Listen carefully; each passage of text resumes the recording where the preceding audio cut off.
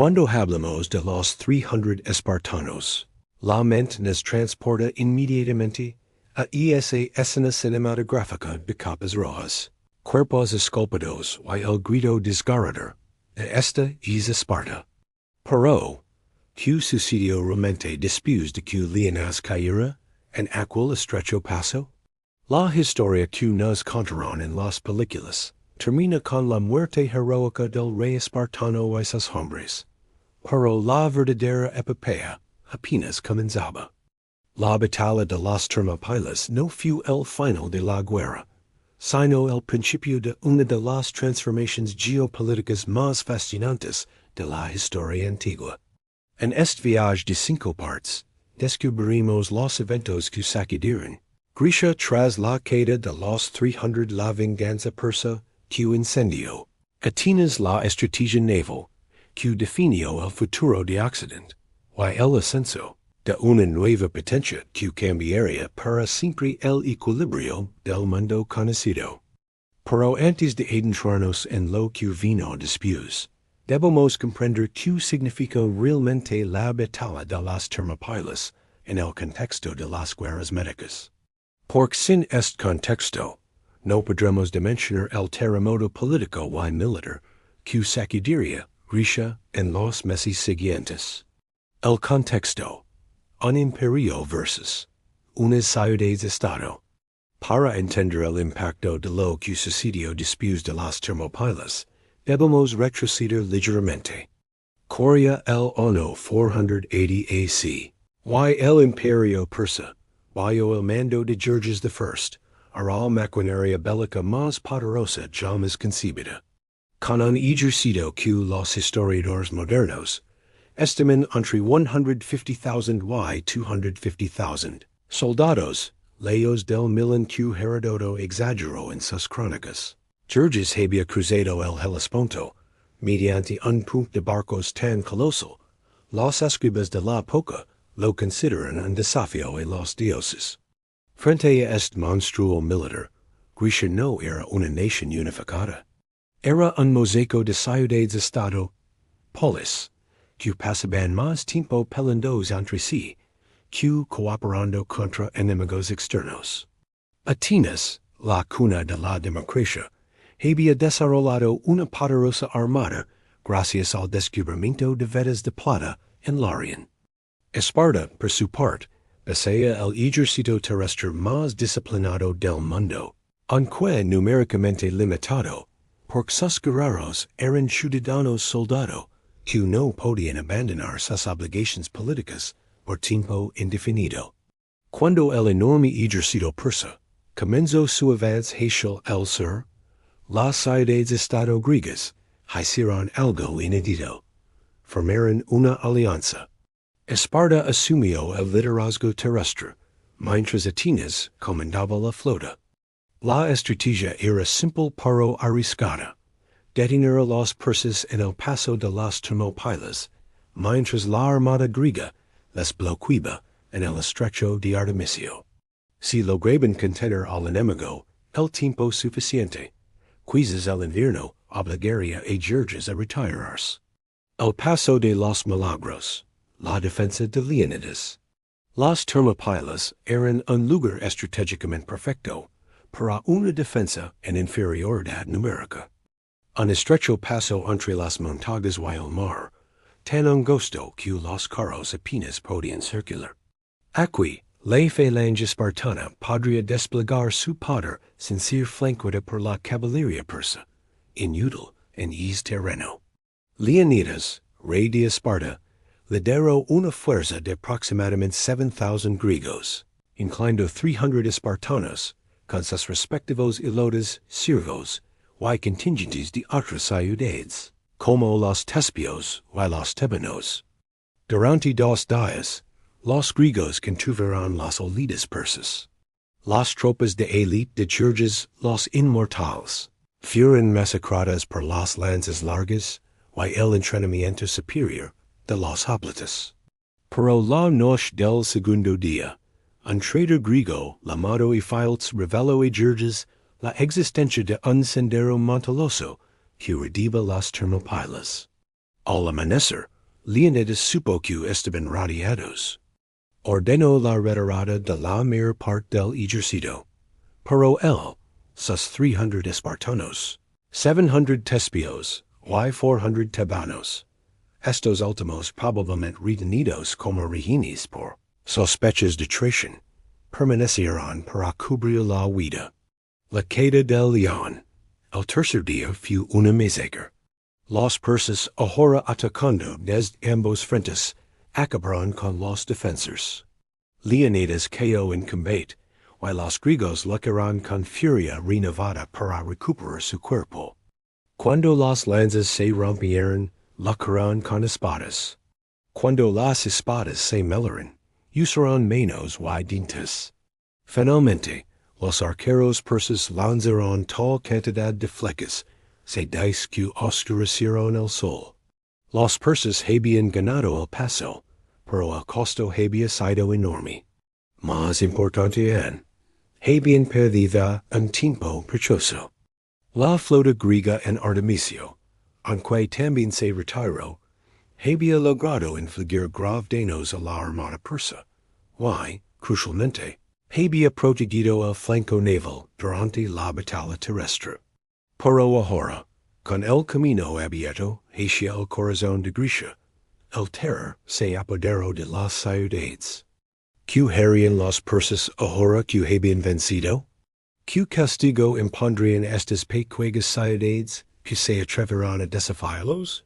El silencio que precede a la tormenta. Inmediatamente después de la batalla, Georges ordenó inspeccionar el campo. Según Heródoto, el rey persa caminó entre los cadáveres y, al encontrar el cuerpo de Leonidas, ordenó decapitarlo y crucificarlo, un ultraje que los persas reservaban para los enemigos, que consideraban especialmente desleales. Este acto de barbarie, lejos de intimidar a los griegos, encendió una llama de odio y venganza, que ardería durante generaciones. Mientras tanto, los supervivientes griegos que habían escapado del cerco levaban noticias aterradoras hacia el sur. Los espartanos, los tespios y los tebanos que se quedaron habían muerto. El camino hacia Batalla estaba atacado. Y aquí es donde comienza realmente nuestra historia. En el momento en que Grecia supo que estaba sola frente al monstruo. El éxodo de Atenas. Una decisión que desafió la lógica.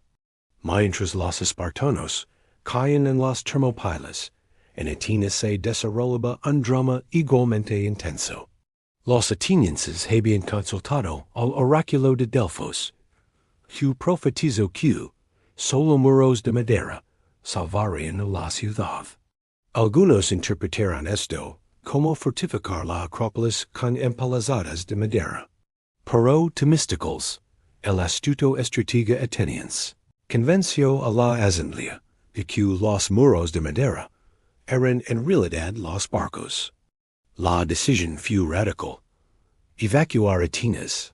Mujeres, niños, ancianos y objetos sagrados fueron transportados a la isla de Salamina y Tristan. Solo unos pocos guardianes permanecieron en la Acrópolis, aferrados a la esperanza de que la profecía tuviera otro significado. Cuando los persas llegaron a Atenas, encontraron una ciudad vacía. La rey de Georges no conoció límites. Ordenó incendiar la Acrópolis, destruir los templos y masacrar a los pocos defensores que se habían refugiado tras las murallas de madera. Atenas, la ciudad que había humillado a su padre Darío en Maratón, ardía bajo sus órdenes. El momento decisivo. Cooperación o aniquilación. Con Atenas en llamas y el ejército persa acampado en el Ática, la situación era desesperada. El ejército griego, liderado por Esparta, había construido un muro en el istmo de Corinto, dispuesto a defender el Peloponeso a toda costa.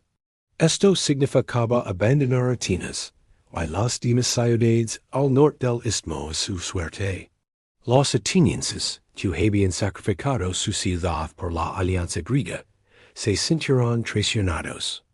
Sus barcos, que constituen la mayor parte de la flota aliada, amenazaron con retirarse y navegar hacia el sur de Italia para fundar una nueva colonia si los espartanos no accedían a luchar por Grecia Central.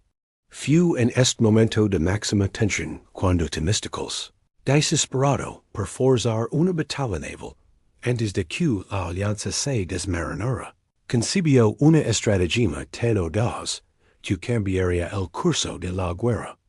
Una armada que llevaría a los persas directamente a la trampa perfecta, y que marcaría el principio del fin del sueño imperial de Georges. En la siguiente parte de esta serie, descubriremos cómo un engaño maestro llevó a la flota cursa a su perdición en el estrecho de Salamina, cómo un puñado de generales griegos estuvo a punto de destruir la alianza por su cobardía, y cómo el fantasma de los 300 espartanos cayó sobre los persas como una maldición en las aguas del Egeo, porque la batalla de las Termópilas no fue una derrota, fue la semilla de la victoria. Quieres saber cómo un engaño estratégico cambió para siempre el destino de Grecia? El ocaso de una ciudad y el nacimiento de una estrategia mientras las columnas de humo se elevaban desde la Acrópolis incendiada. Los atenienses observaban desde sus barcos anclados frente a la isla de Salamina. Ver su ciudad arder era como presenciar la muerte de un ser querido. Los templos donde habían honrado a los dioses durante siglos, las casas donde habían criado a sus hijos, las plazas donde habían debatido la democracia, todo se consumía por orden de Georges.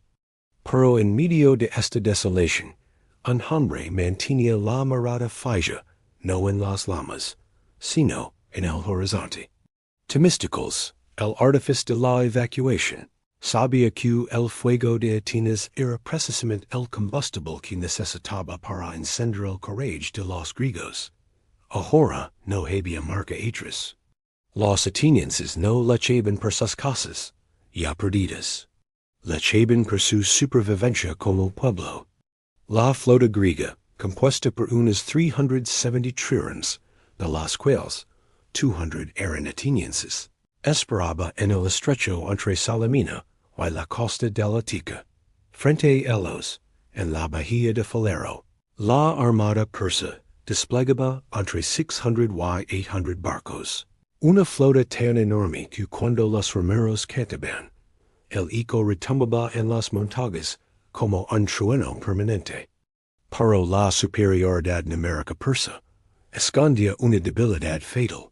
Sus tripulaciones, compuestas por fenicios, egipcios, chipriotas y jonios, griegos de Asia Menor, sometidos al imperio, carecían de la motivación que impulsaba a los griegos. Luchaban por obligación, no por libertad. Y en la guerra, ninguna ventaja numérica puede compensar la falta de convicción. La trampa del miedo. El consejo de guerra que casi lo destruyó todo. Mientras los persas se preparaban para asistir al golpe final, los comandantes griegos se reunieron en un consejo desesperado. Eurybiades, el almirante espartano que comandaba nominalmente la flota, propuso lo que muchos generales del Peloponeso consideraban sensato: retirarse al istmo de Corinto, donde el ejército terrestre ya había construido un muro, y luchar ali combinando fuerzas navales y terrestres. Para los atenienses, esta propuesta era una sentencia de muerte. Si la flota se retiraba, los persas controlarían el mar Egeo sin oposición. Las islas que en resistían serían una tras otra. Y eventually, incluso el muro del istmo sería flancado por desembarcos anfibios. La única oportunidad de Grecia era luchar ahora en este estrecho, donde la superioridad numérica persa se convertiría en una desventaja. Temístocles argumentó con pasión. Señaló que en aguas abiertas, los persas podrían rodearlos con facilidad. Pero en el estrecho de Salamina, con apenas un kilometro y medio de ancho, los barcos perses no podrían desplegarse adecuadamente. Las maniobras sofisticadas de la flota fenicia serían imposibles en ese espacio reducido. Sería una batalla de embestidas frontales, donde los pesados triremes griegos, con sus espolones de bronce reforzados, tendrían ventaja. La discusión se tornó violenta. Según Plutarco, cuando Eurybiades levantó su bastón para golpear a Temístocles, el ateniense exclamó, «Golpea, pero escucha». Finalmente, la amenaza de los atenienses de retirarse con toda su flota inclinó la balanza. Pero el acuerdo era frágil, y muchos comandantes dudaban. La noche de las decisiones. El engago maestro fue entonces, cuando Temístocles concibió una jugada maestra. Envió al esclavo de confianza llamado Sicino ante Georges, con un mensaje supuestamente secreto, al comandante ateniense de parte del rey, y querer informar los griegos están aterrorizados, y planean ir al amparo de la noche. Si impides su fuga, podréis destruirlos a todos sin esfuerzo. Georges, cuyo principal temor era que la flota griega escapara y prolongara la guerra, mordió el anzuelo. Ordenó a su flota rodear Salamina durante la noche, bloqueando todas las salidas. Sus mayores barcos egipcios cerraron el canal occidental, los fenicios el oriental. Al amanecer, la armada persa había convertido el estrecho en una trampa mortal. Para ellos mismos. Cuando los comandantes griegos despertaron y vieron la flota persa desplegada en formación de batalla, bloqueando todas las rutas de escape, comprendieron que ya no tenían elección. No podían retirarse aunque quisieran. Estaban rodeados.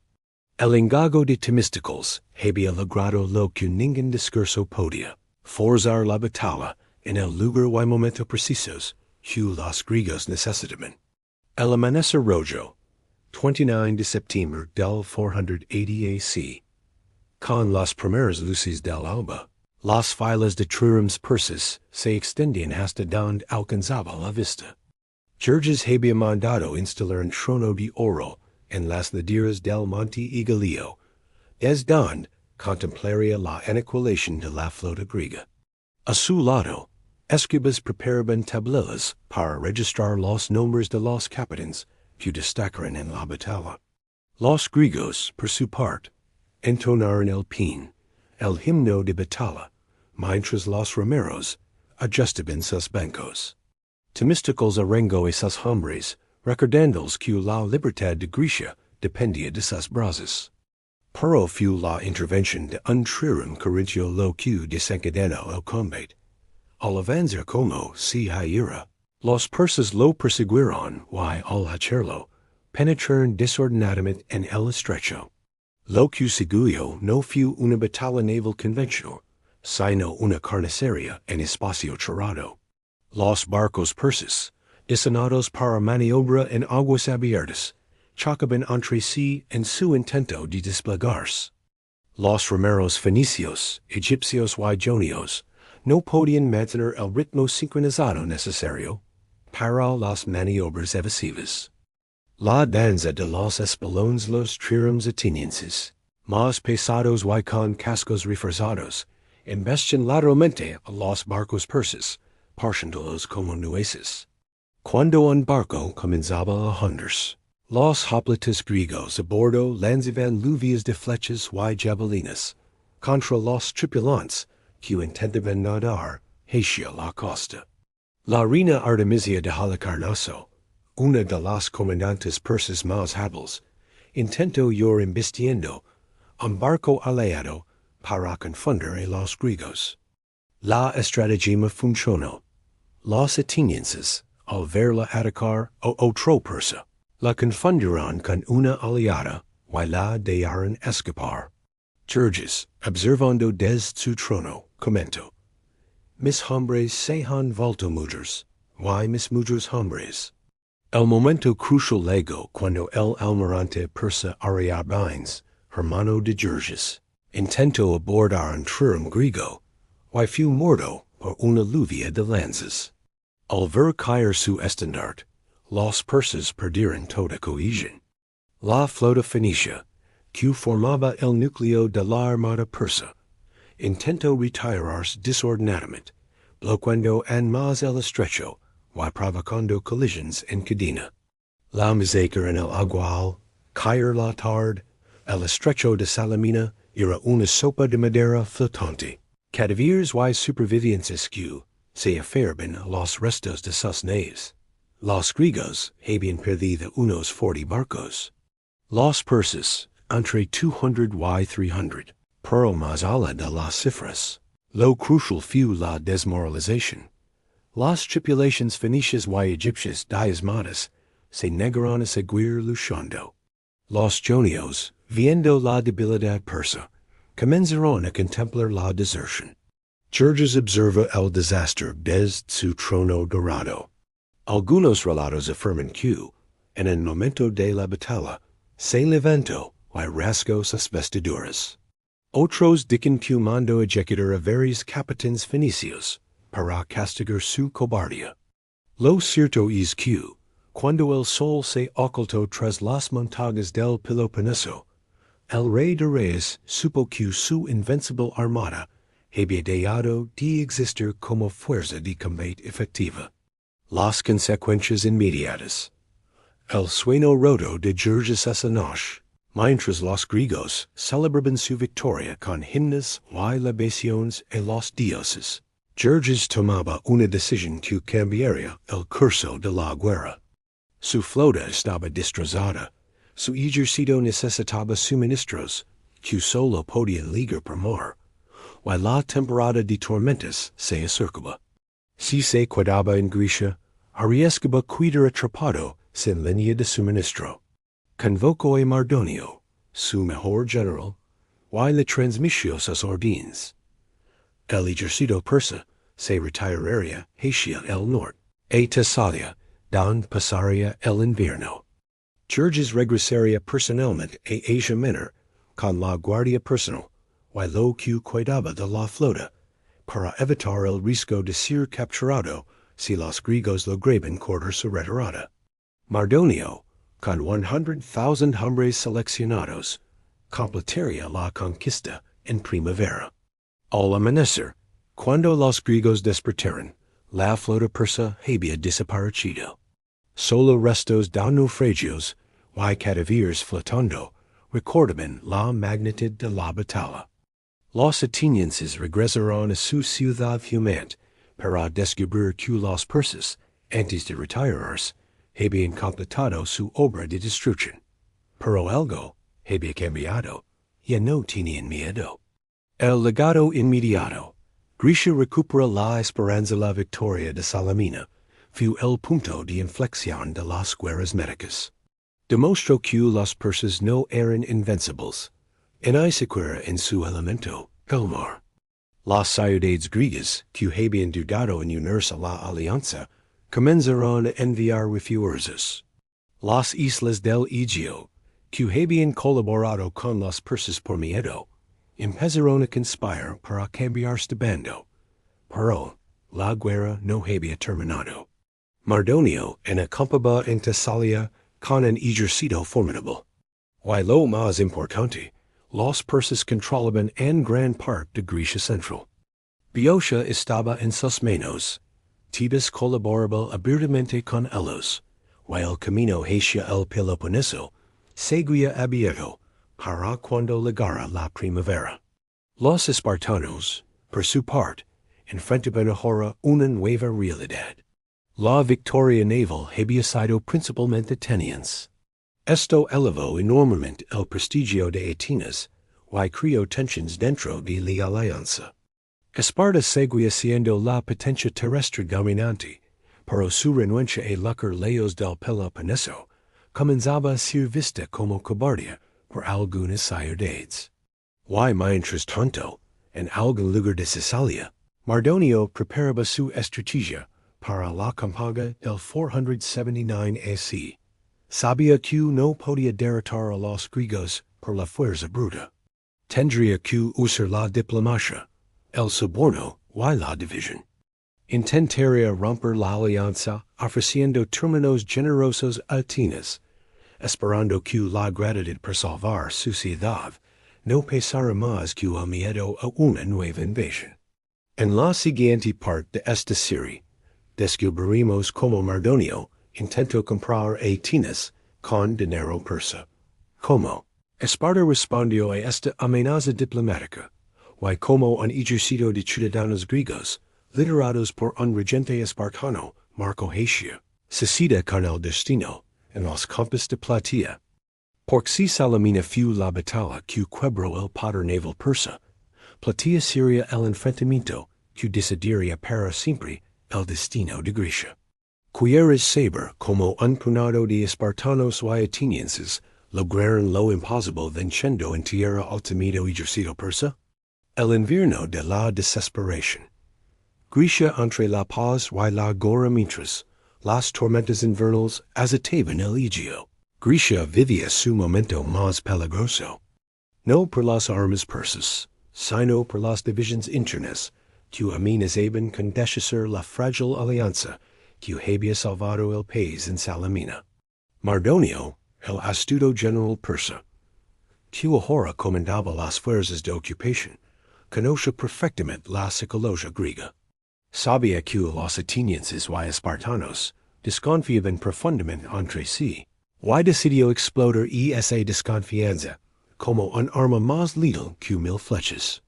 Acampado en sus cuarteles de invierno en Tesalaya y Boeotia, Mardonio controlaba un territorio fértil que podía alimentar su ejército de aproximadamente 100,000 hombres, incluyendo tropas de élite, persas medos, sacas bactrianos indios y crucialmente contingentes griegos aliados, especialmente los tebanos, que habían abrazado la causa persa con entusiasmo.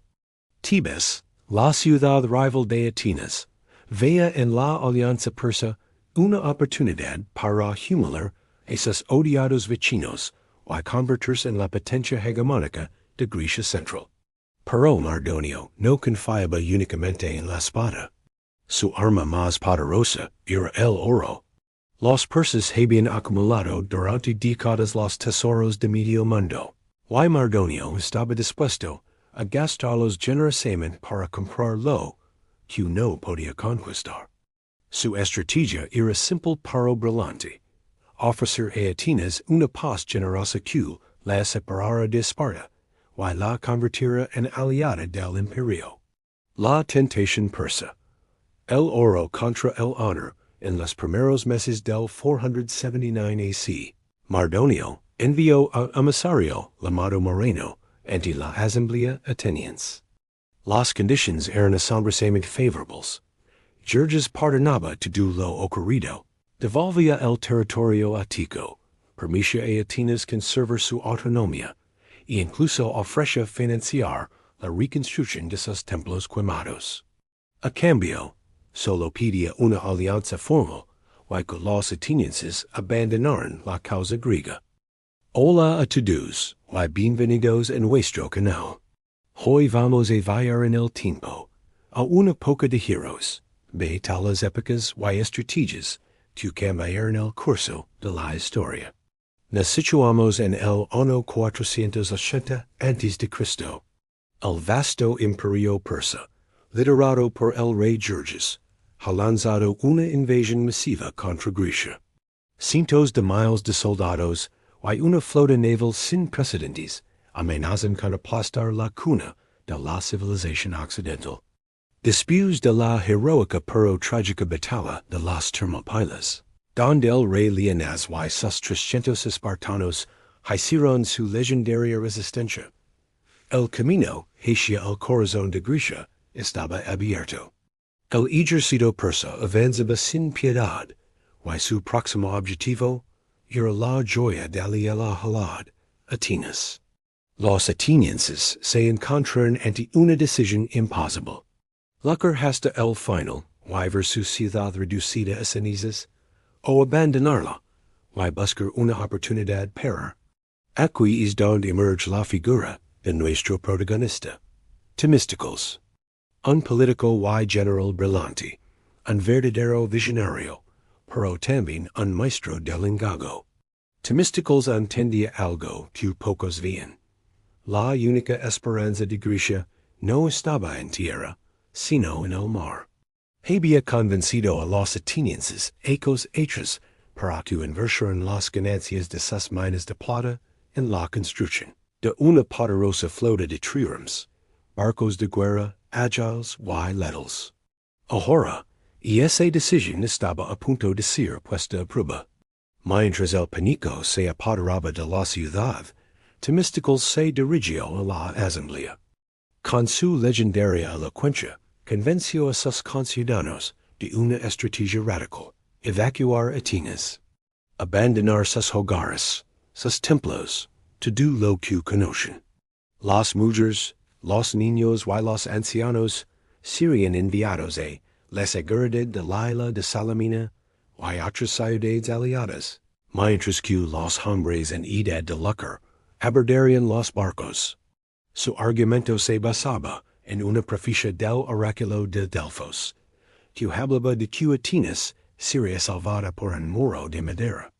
Mientras muchos pensaban que se refería a la antigua muralla de la Acrópolis, Temístocles interpretó que el verdadero muro de madera eran los cascos de su flota naval.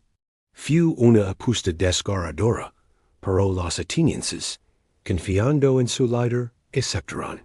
Vieron con el corazón roto como su amada ciudad era ocupada y saqueada por las fuerzas de Georgios, que incendiaron la Acrópolis en un acto de venganza. Con Atenas en ruinas, la flota griega combinada se reunió en las aguas cercanas a la isla de Salamina. Pero la alianza estaba al borde del colapso. Los comandantes espartanos y corintios, liderados por Eurybiades, querían retirarse al istmo de Corinto para defender el Peloponeso. Argumentaban que lucrar en Salamina era demasiado arriesgado, y que una derrota dejaría a sus propias tierras indefensas. Temístocles sabía que esta retirada sería un desastre. Dividir la flota griega sería entregar la victoria a Georgios en bandeja de plata. Necesitaba mantener a los aliados unidos y forzar una batalla en el lugar que él había elegido, los estrechos de Salamina. Los estrechos eran un escenario perfecto para la estrategia de Temístocles. Eran angostos, lo que anularía la superioridad numérica de la flota persa. Los pesados y numerosos barcos de Georgios no podrían maniobrar eficazmente y se estrellarían unos a otros. En cambio, los triremes griegos, más ágiles, podrían moverse con libertad, embistiendo y flanqueando al enemigo. Pero, ¿cómo convencer a los reacios aliados de quedarse y lucrar? La persuasión ya no era suficiente. Era el momento de usar su arma más poderosa, el engaño. Aquí es donde la historia da un giro digno de una película de suspense. En secreto, durante la noche, Temístocles llamó a su esclavo más leal, un hombre llamado Cecino. Le dio un mensaje para que lo llevara directamente al rey persa, Georgios. En este mensaje, Temístocles se presentaba como un simpatizante secreto de los persas. Le decía a Georgios que los griegos estaban aterrorizados, divididos y planeaban escapar al amparo de la oscuridad. Le instaba a atacar de inmediato, a bloquear las salidas del estrecho, para reparar a la flota griega y conseguir una victoria fácil y decisiva. Era una mentira audaz y de un riesgo incalculable. Si Georgios no se lo creía, podía simplemente esperar a que la flota griega se disolviera sola. Si se lo creía y atacaba, los griegos se verían forzados a lucrar, justo como Temístocles quería. Georgios, Arrogante y ansioso para aplastar la resistencia griega de una vez por todas, cayó en la trampa. Creyó en la traición de Temístocles. ¿Por qué no iba a hacerlo? Lo ofreció exactamente lo que quería oír. Inmediatamente, ordenó a su flota que se movilizara, y bloqueara las salidas de los estrechos de Salamina. Desde un trono dorado instalado en una colina cercana, el gran rey se preparó para observar lo que creía que sería la aniquilación final de sus enemigos. Al amanecer, los comandantes griegos se despertaron para descubrir que estaban completamente rodeados. La huida ya no era una opción. El pánico inicial dio paso a una dura resolución. No había más remedio que luchar o morir. El engaño de Temístocles había funcionado a la perfección. Había utilizado la propia fuerza y arrogancia del enemigo en su contra. La batalla era inevitable, y se libraría en sus términos. Comenzó la batalla de Salamina. Tal como Temístocles había previsto, los enormes barcos persas entraron en los estrechos y rápidamente se encontraron en un caos total. Chocaban entre sí, incapaces de girar o formar líneas de batalla. En medio de esta confusión, los triremes griegos atacaron con una ferocidad coordinada. Sus espolones de bronce, reforzados, destrozaban los cascos de los barcos enemigos. Los hoplites griegos a bordo asaltaban las cubiertas persas, convirtiendo la batalla naval en una serie de sangrientos combates cuerpo a cuerpo. La disciplina y el conocimiento del terreno de los griegos superaron con creces la abrumadora ventaja numérica de los persas. La flota de Jerjes fue diezmada. El rey persa, desde su trono, observa con horror y incredulidad como su invencible armada era destruida. La derrota fue tan catastrófica que Jerjes, temiendo quedar atrapado en Europa, se retiró con gran parte de su ejército de vuelta a Asia, dando a su general Mardonio al mando de una fuerza reducida. La amenaza naval persa sobre Grecia había sido neutralizada. Pero la historia de Temístocles no termina aquí. Tras la victoria, su astucia volvió a brillar. Los aliados griegos eufóricos querían navegar hacia el Helesponto y destruir los puentes de barcas que Jerjes había construido para cruzar de Asia a Europa, atrapando así al resto del ejército persa. Temístocles, sin embargo, los detuvo. Argumentó que un enemigo desesperado y atrapado lucharía con la furia de una bestia acorralada. Era mejor dejarles una vía de escape. Pero, en realidad, tenía otro motivo. De nuevo, envió a su esclavo asesino con otro mensaje para Jerjes. Esta vez le decía al rey que, por su buena voluntad hacia él, había disuadido a los griegos de destruir los puentes, dando así la oportunidad de retirarse salvo. Con este segundo engaño, Temístocles estaba jugando a largo plazo. No solo se aseguraba la retirada de Jerjes, sino que se estaba creando una póliza de seguro para el futuro. Se estaba posicionando como un posible amigo del rey más poderoso del mundo, por si alguna vez las cosas en Atenas se torcen para él. Y, como veremos, se torcerán. Con la amenaza persa disminuida, Atenas comenzó su reconstrucción. Temístocles insistió en la construcción de las famosas murallas largas, que conectarían la ciudad con su puerto, el Pireo, haciendo a Atenas prácticamente inexpugnable mientras controlara el mar. Esparta, siempre recelosa del creciente poder ateniense, se opuso a esta fortificación. Enviaron embajadores para protestar. Una vez más, Temístocles recurrió al engaño. Se ofreció a ir él mismo a Esparta para negociar, mientras pedía a los atenienses que trabajaran día y noche para levantar las murallas lo más alto posible. Una vez en Esparta, utilizo todo tipo de excusas y tácticas delatorias, esperando a que llegaran otros embajadores atenienses.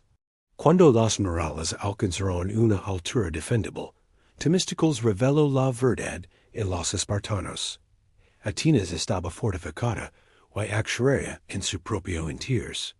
Los espartanos furiosos no pudieron hacer nada. Sin embargo, el éxito y la arrogancia de Temístocles lograron muchos enemigos en Atenas. Sus rivales políticos, celosos de su poder y influencia, lo acusaron de ser demasiado autoritario y, finalmente, de conspirar con los persas. La misma gente que una vez lo aclamó como Salvador, ahora lo condenaba.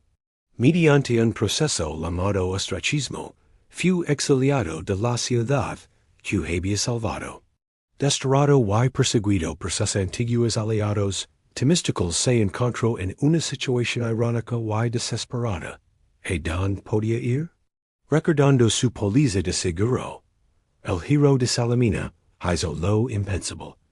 Buscó refugio en la corte del hijo de Jerjes, el rey Artajerjes de Persia. El hombre que había destruido la flota persa se presentaba ahora ante el trono de su mayor enemigo. Gracias a sus mensajes secretos de Ecos y a su innegable talento, fue recibido no como un enemigo, sino como un valioso consejero. El rey persa lo otorgó tierras y honores, y Temístocles vivió el resto de sus días en el exilio, en el corazón del imperio que una vez estuvo a punto de conquistar. La historia de Temístocles es una fascinante mezcla de patriotismo, genialidad estratégica y un pragmatismo casi cínico. ¿Fue un héroe o un traitor? Salvó a Grecia con sus brillantes, pero también manipuló a amigos y enemigos por igual para lograr sus objetivos y asegurar su propia supervivencia. Su vida nos recuerda que la historia rara vez es en blanco y negro, y que las figuras más grandes son a menudo las más complejas y contradictorias. Su legado es innegable. Sin su visión y su audaz engago en Salamina, el mundo occidental como lo conocemos podría ser muy diferente. Gracias por acompañarnos en este viaje al pasado. Si te ha gustado esta increíble historia, no olvides darle a like, suscribirte a nuestro canal y activar la campanita para no perderte nuestros próximos videos. Hasta la próxima. Con una mezcla de orgullo y sarcasmo, explico a los atenienses y a los asombrados embajadores espartanos. Atenas tiene ya murallas suficientemente altas para proteger a sus ciudadanos. Si los espartanos desean tratar con nosotros como iguales, bienvenidos son. Si prefieren tratarnos como súbditos, encontrarán en esas piedras la respuesta. Los espartanos, hábilmente superados en su propio juego de engagos, no tuvieron más remedio que aceptar los hechos consumados o regresar a casa con la derrota diplomática. La Liga de Delos es una alianza con segundas intenciones a guerra contra Persia. Sin embargo, no había terminado por completo. Aunque los persas habían sido expulsados de Grecia continental, and controlaban muchas ciudades griegas en Asia Menor y las islas del Egeo, la flota persa, aunque debilitada, todavía podía amenazar las rutas comerciales y las colonias griegas. En el 477 AC, los atenienses tomaron la iniciativa, proponiendo la creación de una alianza militar permanente para continuar la guerra contra Persia y liberar a todos los griegos que aún vivían bajo dominio persa. Esparta, agitada por la guerra, y tradicionalmente realiza operaciones navales leonas, se retiró de la alianza, dejando el campo libre para que Atenas asumiera el liderazgo. La nueva alianza se llamó Liga de Delos, porque su tesoro y centro de reuniones se establecieron en la isla sagrada de Delos, lugar de nacimiento del dios Apolo. Los miembros fundadores eran principalmente ciudades jonias, y de las islas del Egeo, todas ellas con intereses comerciales y marítimos, que las vinculaban naturalmente a Atenas. Inicialmente, la Liga funcionaba como una alianza entre iguales. Cada miembro aportaba barcos o dinero para mantener una flota común. Las decisiones se tomaban en asambleas donde cada ciudad tenía un voto. Pero Atenas, como potencia naval dominante y ciudad más poderosa, comenzó rápidamente a ejercer una influencia desproporcionada sobre las decisiones. De aliados a súbditos, la transformación silenciosa, el proceso de transformación de la Liga en imperio, fue gradual, pero inexorable. Todo comenzó con las ciudades más pequeñas, que encontraban más fácil pagar un tributo en dinero, que construir y mantener sus propios barcos. Los atenienses aceptaban gustosamente ese dinero, y lo utilizaban para aumentar su propia flota, argumentando que así la defensa común sería más eficiente. Pronto, lo que había sido una contribución voluntaria se convirtió en un tributo obligatorio. Los atenienses comenzaron a fiar las cantidades que cada ciudad debía pagar y a intervenir en los asuntos internos de los miembros para asegurarse de que los gobiernos locales fueran favorables a sus intereses. Cuando la ciudad de Naxos intentó abandonar la Liga en el 470 AC, los atenienses respondieron con una rapidez brutal.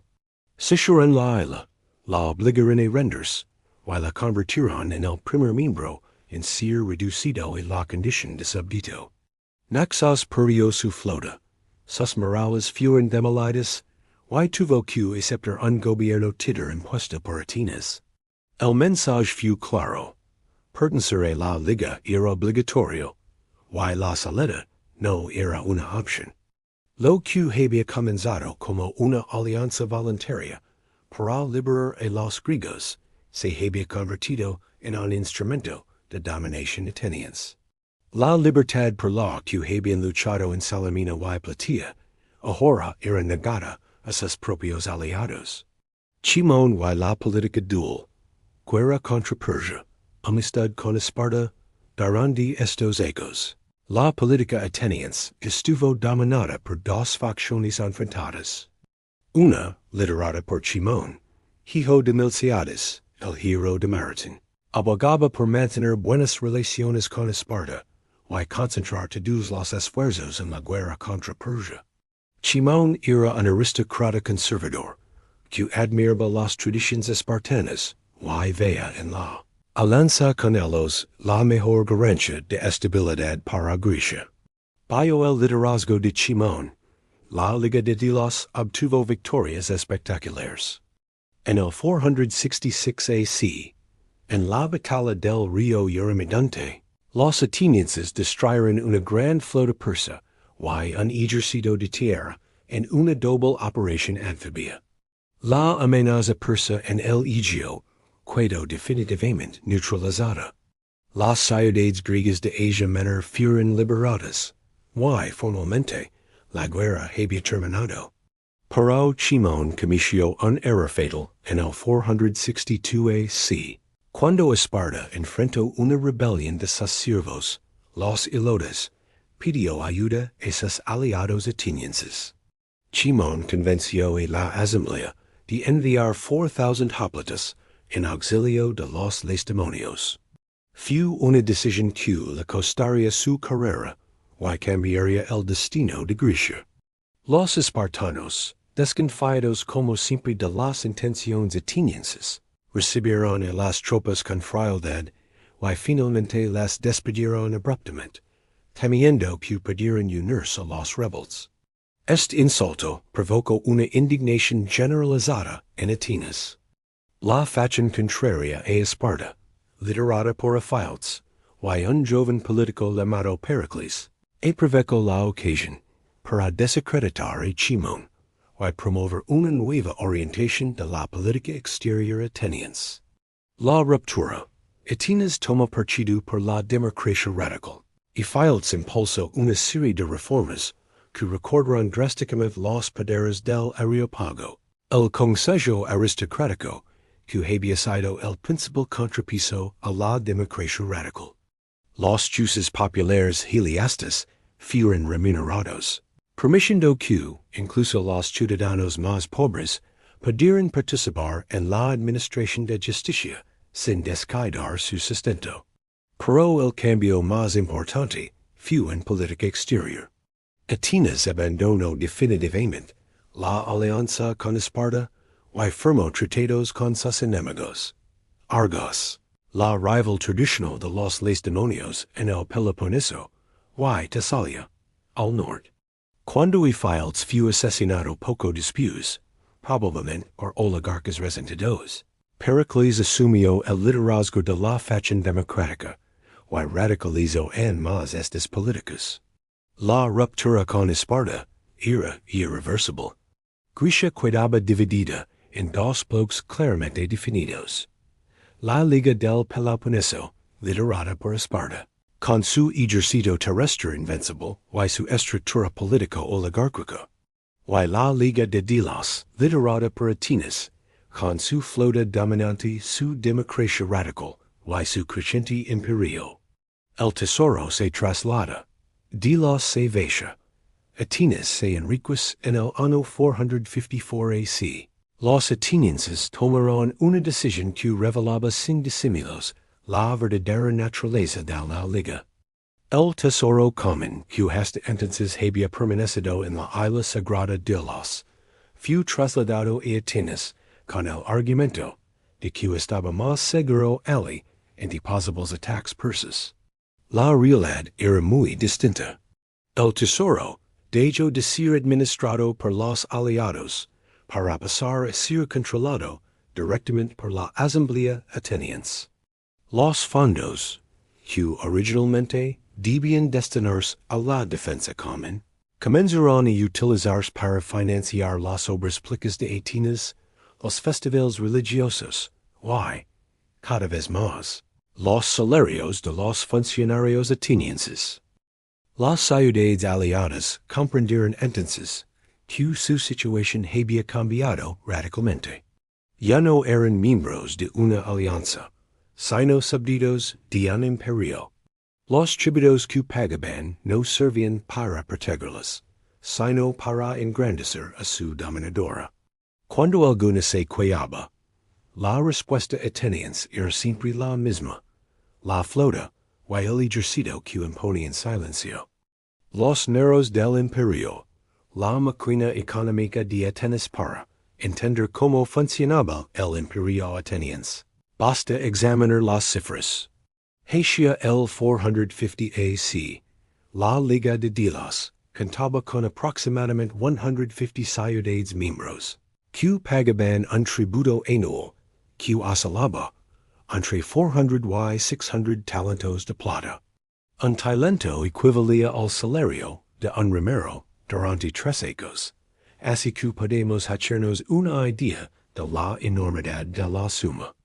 Atenas controlaba este flujo de riqueza con mano de hierro. Cada año, los tesoreros atenienses establecen la cantidad que cada ciudad debía pagar. Las ciudades podían apelar, pero las apelaciones se decidían en tribunales atenienses, compuestos exclusivamente por ciudadanos atenienses. La justicia, como suele ocurrir, favorecía consistente a quien pagaba los salarios de los jueces. El dinero se empleaba en mantener una flota permanente de unos 300 triremes, con tripulaciones entrenadas y listas para zarpar en cualquier momento. Pero también se utilizaba para embellecer Atenas, como ninguna ciudad griega lo había sido antes. Los templos de la Acrópolis, el Partenón, los propilios, todo se financiaba con el sudor y los impuestos de los aliados. La paz de Calías, el reconocimiento persan, el año 449 AC. Atenas logró su mayor triunfo diplomático. Una embajada encabezada por Calías, negocio con el rey persa Artajerjes I, un tratado que ponía fin formalmente a las guerras médicas. Por la paz de Calías, Persia reconoce la independencia de todas las ciudades griegas de Asia Menor, y se compromete a no enviar barcos de guerra al Egeo. A cambio, Atenas aceptaba no atacar los territorios persas. Era la victoria definitiva. Los persas, que habían invadido Grecia 30 años antes con el ejército más poderoso jamás visto, ahora aceptaban la superioridad naval ateniense y renunciaban a cualquier pretensión sobre las ciudades jonias. La guerra por la que habían muerto Leonidas y sus 300 espartanos estaba formalmente ganada. Pero esta paz planteaba un problema incómodo. Si la guerra contra Persia había terminado, ¿qué sentido tenía mantener la Liga de los aliados, que seguían pagando tributos, comenzaron a preguntarse por qué debían sostener una flota que ya no tenía enemigo contra quien lucrar. La respuesta ateniense fue evasiva al principio, y finalmente sincera. El tributo se mantenía porque Atenas lo necesitaba. La ciudad se había acostumbrado a ese flujo de riqueza. Los ciudadanos pobres vivían de los salarios pagados con el dinero de los aliados.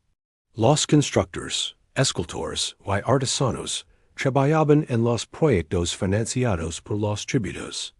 La democracia ateniense, en su forma más radical, dependía económicamente del imperio. El dilema moral.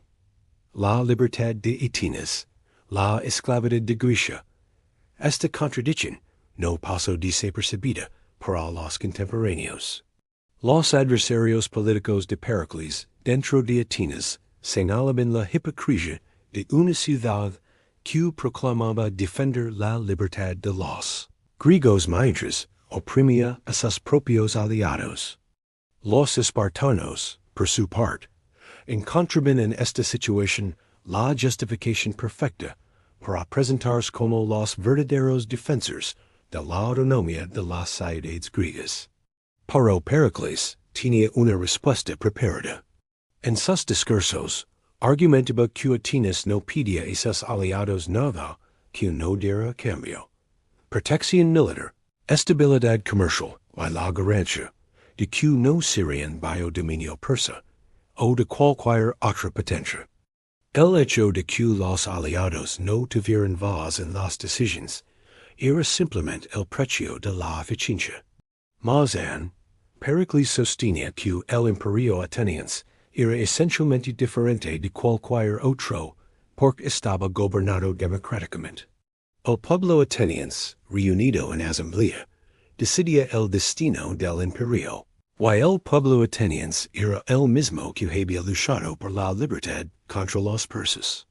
Esta confianza en la superioridad moral de Atenas cegó a los demócratas ante las realidades de su poder.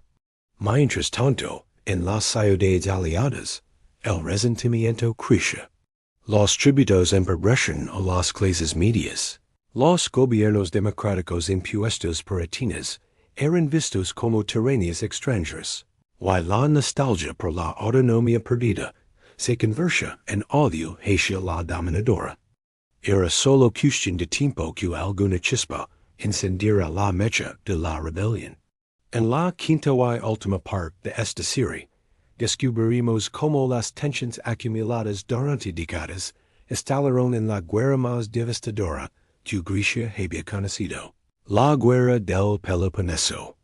Veremos cómo Atenas y Esparta, las dos ciudades que juntas habían derrotado al imperio persa, se enfrentaron en un conflicto fratricida que destruía la libertad que tanto habían defendido y abriría las puertas a nuevos dominadores. ¿Quieres saber cómo la alianza que venció a los persas se autodestruyó en una guerra civil que duró 30 años? La tormenta perfecta. El camino hacia la guerra cuando la paz de Calías selló la victoria sobre Persia. Grecia respiró a la vida, pero ese alivio duró apenas unos años. Las décadas de tensions acumuladas entre Atenas y Esparta, la rivalidad comercial, el choque de sistemas políticos, y, sobre todo, el creciente imperio ateniense, crearon una tormenta perfecta que estalaria en el 431 A. C. El detonante fue un conflicto menor entre Corinto, aliada de Esparta, y Corcyra, colonia corintia, que buscó protección ateniense. Cuando Atenas intervino, y luego impuso sanciones comerciales a Megara, otra aliada espartana, la paciencia lacedemonia se agota. Los eforos espartanos, presionados por sus aliados, declararon la guerra a Atenas. Comenzaba así la guerra del Peloponeso, el conflicto que destruía el sueño de la Grecia unida. La estrategia de Pericles.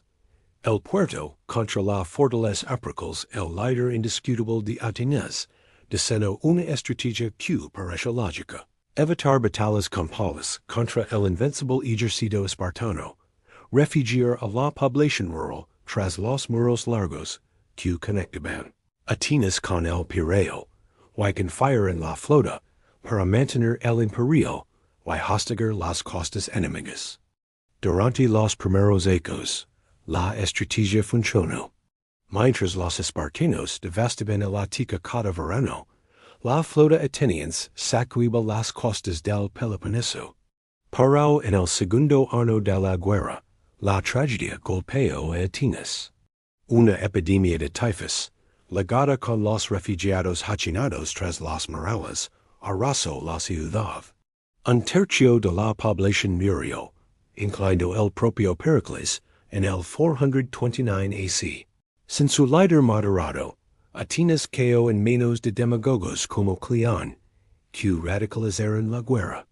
La captura de espartanos en Esfacteria endureció las posiciones, y cuando Esparta ofreció la paz, Atenas la rechazó. Fue el primero de muchos errores. La paz de Nicias y el sueño roto de Sicilia. En el 421 AC, agitados ambos bandos, firmaron la paz de Nicias. Pero era una paz frágil, una tregua armada, más que una reconciliación. Los aliados de Esparta, especialmente Corinto y Tebas, se sintieron traicionados y buscaron nuevas alianzas. El punto de inflexión llegó en el 415 A. C. Alcibiades, sobrino de Pericles, y político tan brillante como ambicioso, convenció a la Asamblea Ateniense de embarcarse en la empresa más audaz de la guerra, conquistar Sicilia. Era locura. Atenas, ya luchando en Grecia, enviaría la mitad de su flota y sus mayores soldados a miles de kilómetros contra ciudades poderosas como Siracusa. La expedición siciliana fue un desastre de proporciones épicas. Alcibiades, acusado de profanar los misterios sagrados, halló a Esparta y reveló los planes atenienses. Los siracusanos, asesorados por los espartanos, resistieron el asedio. Cuando Atenas envió refuerzos, fue demasiado tarde. En el 413 AC, toda la fuerza expedicionaria fue destruida. Miles de atenienses murieron en las cantras de Siracusa, esclavizados para siempre. Atenas había perdido su flota, sus mayores soldados, y lo más importante, su aura de invencibilidad. Los aliados del imperio, que durante décadas habían soportado el tributo, vieron su oportunidad. Jonia, las islas, las ciudades del Helesponto, todas se rebelaron. Persia, viendo la debilidad ateniense, volvió al juego. Financió a Esparta con oro, permitiendo construir la flota que nunca había tenido. Los 30 tiranos, la derrota y la traición durante 9 años más, Atenas resistió. Reconstruyó su flota, ganó batallas navales increíbles como las cínicas arginusas, y demostró que podía luchar. Pero la derrota en Sicilia había sido demasiado profunda. En el 405 AC, en el Helesponto, La flota espartana o mando de Lisandro, sorprendió a la Atenians en Egospotamus mientras los Romeros estaban desembarcados para buscar comida. La capturó en Enera.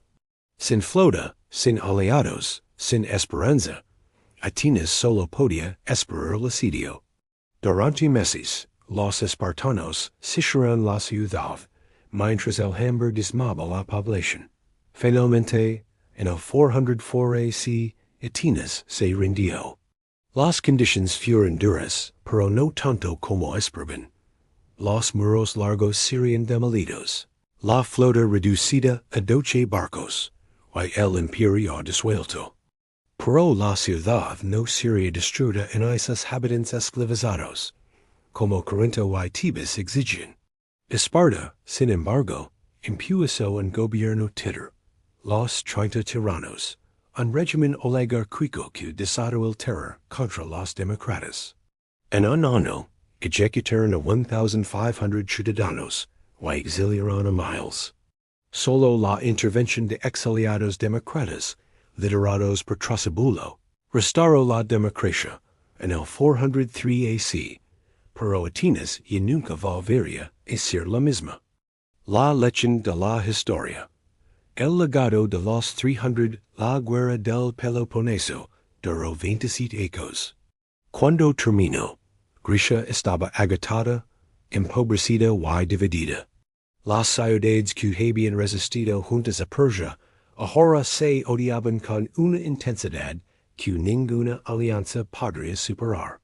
Esparta, victoriosa, intentó llenar el vacío dejado por Atenas, pero carecía de recursos y visión para construir un imperio duradero. Tebas, humillada durante la guerra, se rebeló contra la hegemonía espartana. En Leuctra, 371 AC, el general tebano Epaminondas derrotó al invencible ejército espartano, matando a cientos de esparciatas y destruyendo para siempre el mito de la invencibilidad lacedemonia.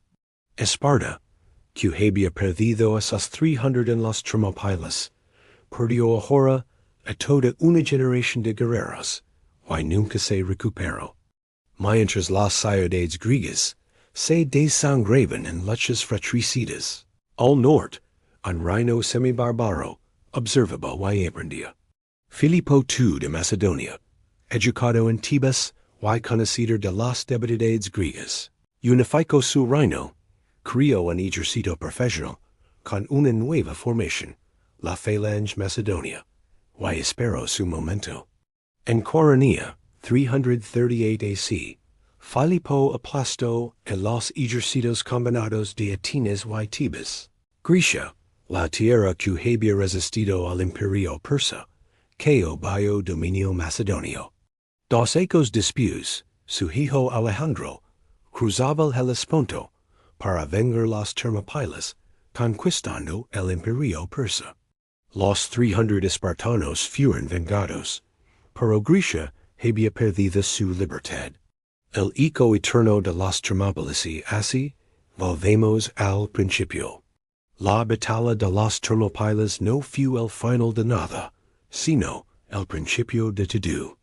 El sacrificio de Leónidas y sus hombres no impidió la invasión persa, pero creó el mito que unió a Grecia. Esa unión, frágil y temporal, permitió las victorias de Salamina y Plataea, que salvaron a Grecia de la dominación extranjera. Pero los mismos griegos, incapaces de superar sus rencillas, destruyeron lo que habían salvado. La libertad por la que murieron los 300 se convirtió en excusa para la opresión ateniense, en bandera para la venganza espartana, en cenizas en las guerras civiles. Quizás la lección más profunda de esta historia no se sobre héroes o batallas, sino sobre la fragilidad de la unidad y la facilidad con que los vencedores se convierten en tiranos. Los 300 espartanos murieron por una Grecia libre. La Grecia que heredaron sus hijos era más libre que encontraron, pero también más dividida, más violenta y más vulnerable. Cuando uno visita hoy las Termópilas, encuentra un monumento modesto. Una inscripción recuerda las palabras de Simonides. O extranjero, ve y di a los espartanos que aquí hachamos obedience a sus leyes. Pero quizás debería haber otra inscripción. Una que recuerde a todos los que vinieron después. La libertad se conquista juntos, pero se pierde divididos. El eco de aquel grito de guerra, volviendo con el escudo o sobre él, en resuena en la historia.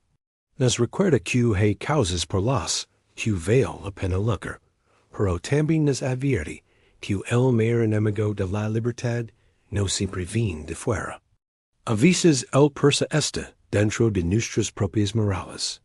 Esta serie ha explorado los eventos posteriores a la Batalla de las Termópilas, desde la victoria naval de Salamina, pasando por la decisiva batalla terrestre de Platilla, el nacimiento del Imperio Ateniense y la trágica Guerra del Peloponeso, que destruyó la unidad griega y abrió las puertas a la conquista macedonia.